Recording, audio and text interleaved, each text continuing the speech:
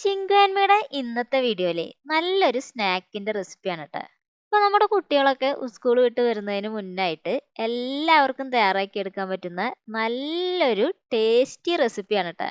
അപ്പോൾ ഈ ഒരു റെസിപ്പി ട്രൈ ചെയ്യാത്തവരാണെങ്കിൽ മസ്റ്റായിട്ട് നിങ്ങളൊന്ന് ട്രൈ ചെയ്ത് മക്കൾക്കൊക്കെ ഒന്ന് കൊടുത്തു നോക്കണേ. അവർക്ക് എന്തായാലും ഇഷ്ടപ്പെടും. അത്രയും ടേസ്റ്റി ആയിട്ടുള്ളൊരു ഗാർലിക് ബ്രെഡിന്റെ റെസിപ്പിയാണ് കേട്ടോ ഇന്നത്തെ നമ്മുടെ വീഡിയോ. അപ്പോൾ നമുക്ക് ഈ ഒരു റെസിപ്പി എങ്ങനെ തയ്യാറാക്കി എടുക്കാൻ നോക്കാം.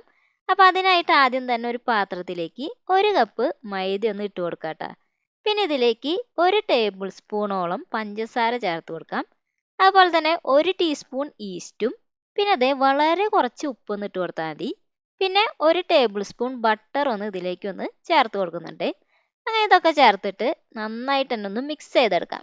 അപ്പോൾ ആ പൊടികളിൽ കിടന്നിട്ട് ആ ബട്ടറൊക്കെ നല്ല പോലെ തന്നെ ഒന്ന് മിക്സ് ആയിട്ട് വരണം. അങ്ങനെ ഇതുപോലെ ഒന്ന് മിക്സ് ചെയ്തെടുത്തതിന് ശേഷം ഉണ്ടല്ലോ അതിലേക്ക് നമുക്ക് പാല് ചേർത്ത് കൊടുക്കാം. അപ്പോൾ ചെറു ചൂട്ടോടെ വേണം ചേർത്ത് കൊടുക്കാൻ. അപ്പോൾ ആ ഈസ്റ്റൊക്കെ പെട്ടെന്ന് തന്നെ ഫെർമെൻ്റ് ആയി കിട്ടേ. അപ്പോൾ അതിനായിട്ട് അതും കൂടിയും ചേർത്തിട്ട് ഇതിനെ നല്ല പോലെ ഒന്ന് കുഴച്ചെടുക്കാം കേട്ടോ. അപ്പോൾ നമ്മുടെ ചപ്പാത്തിക്കൊക്കെ കുഴയ്ക്കുന്ന ആ ഒരു രീതിയിൽ വേണം നമ്മളിതൊന്ന് കുഴച്ചെടുക്കാനായിട്ട്. അങ്ങനെ ഇത് നല്ല പോലെ ഒരു 5 മിനിറ്റോളം നന്നായിട്ട് തന്നെ ഒന്ന് കുഴച്ചെടുക്കണേ. അങ്ങനെ അതേ നല്ല പോലെ കുഴച്ചെടുത്ത് കഴിഞ്ഞാൽ ഇതിൻ്റെ മുകളിലുണ്ടല്ലോ നമുക്ക് കുറച്ച് ബട്ടർ ഒന്ന് തടവി കൊടുക്കാം. അങ്ങനെ ആ ബട്ടർ അതിന് മുകളിലേക്ക് ഒന്ന് തടവി കൊടുത്തിട്ട് ഇതിനെ നമുക്കൊന്ന് അടച്ചു വെക്കാം. അടച്ചു വെച്ചിട്ട് ഒരു മണിക്കൂറോളം നമ്മൾ ഇതിനൊന്ന് റെസ്റ്റ് ചെയ്യാനായിട്ട് മാറ്റി വയ്ക്കാം. ഇനി ഇതേ ഒരു പാത്രത്തിലേക്ക് 2 ടേബിൾ സ്പൂണോളം ബട്ടർ ഒന്ന് ചേർത്ത് കൊടുക്കാം. അതിലേക്ക് 2 ടീസ്പൂൺ നന്നായിട്ട് പേസ്റ്റ് ആക്കി എടുത്തിട്ടുള്ള വെളുത്തുള്ളി ചേർത്ത് കൊടുക്കാം.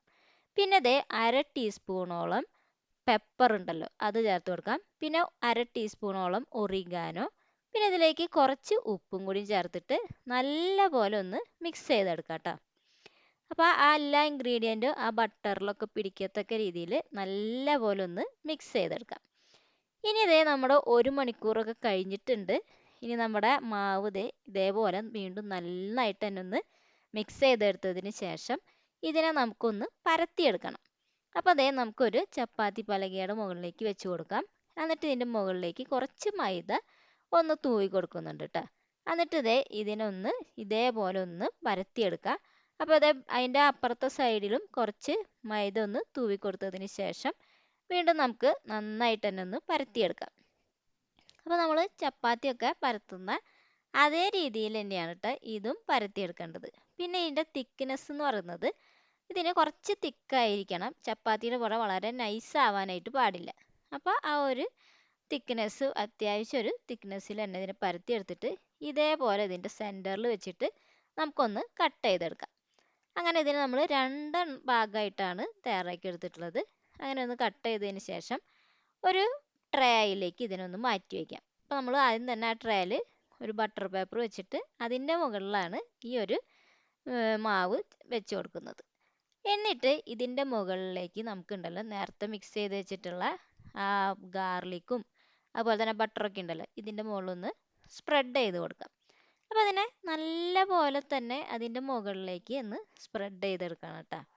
അങ്ങനെ നന്നായിട്ട് തന്നെ ഒന്ന് സ്പ്രെഡ് ചെയ്ത് കൊടുത്തതിന് ശേഷം ഇനി ഇതിൻ്റെ മുകളിലേക്ക് നമുക്ക് കുറച്ച് ചീസ് ഒന്ന് വിതറി കൊടുക്കാം. അപ്പോൾ നമ്മൾ ഇതേപോലെ എന്താ പറയുക മൊസല്ല ചീസാണ് ഇതിൻ്റെ മുകളിലേക്ക് ഒന്ന് വിതറി കൊടുക്കുന്നത് കേട്ടോ. ഇനി ഇതിൻ്റെ മുകളിലായിട്ട് കുറച്ച് ചില്ലി ഫ്ലേക്ക് ഒന്ന് ചേർത്ത് കൊടുക്കാം.